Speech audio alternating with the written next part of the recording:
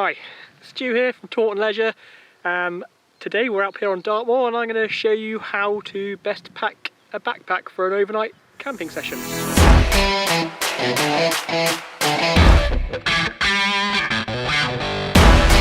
We've got the new Atmos AG50, so what better pack to use than the brand new Atmos by Osprey.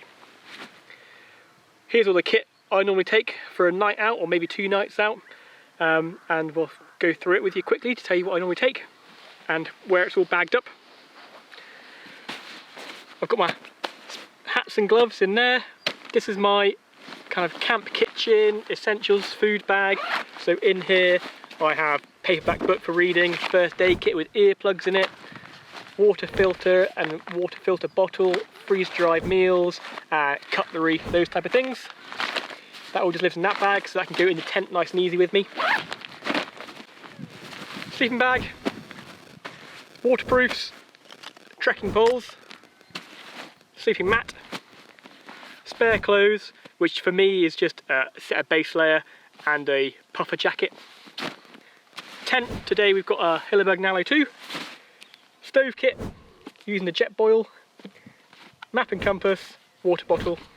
And that's what I normally take for a day out, 2 days out, and we'll start packing it all in. So here is the Atmos AG50. This is straight from the factory. So first of all the tabs are really tight, so we're going to loosen all those off. And I'll show you kind of my best method for what I think is a good way of packing a bag. So what I've just done there is taken out the divider. So a lot of these trekking packs come with a divider to keep the bottom compartment separate. I'm not a big fan of this. I'd much rather have one large compartment where you can access the whole bag from the bottom or the top. So first thing I do is take that one out and then do this back up again.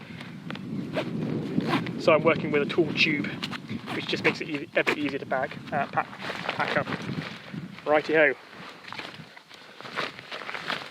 So the way you want to pack your bag is you want the heavy items nice and close to your back. Generally close to your shoulders, kind of here for your heavier items, or as close to your back as possible. So what I'm going to do first is put the sleeping bag at the bottom. It's an art packing your bag to make sure the weight's well distributed, but things you want access to are easy to get to. So first of all, because this doesn't need to be got at very regularly, sleeping bag is going to go at the bottom of the bag. So pop them down the bottom. And that's the majority of that bottom compartment has now been taken up with my sleeping bag. Next in, we'll put my sleeping mat, so that just goes on top of it. And then close to the back system, down the back of the bag, down kind of there, we're going to put the tent. Because this is quite a big pack size tent, what I'm going to do is separate the poles out. If I can get at them. There we go. So that's the poles and the pegs, or the poles even just in there. And this means this tent's going to go down a lot smaller now. So we can kind of roll a lot of the air out and pop that one in here. The poles then can slide down the side of the bag.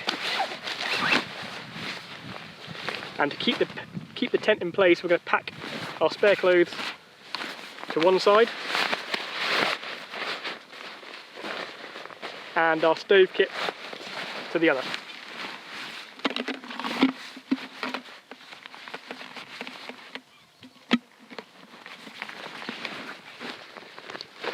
Okay, so this bag is filling up now.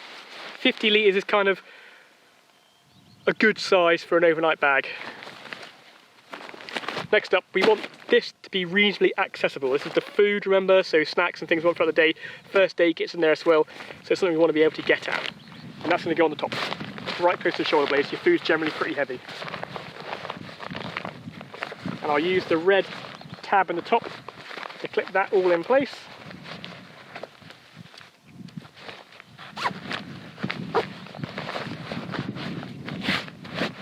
Do that one up.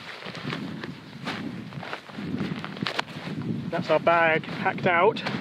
Looks a bit skew with at the moment, but we can adjust that with these outside tension straps, pull that weight in so it's not too far away from the body. That one.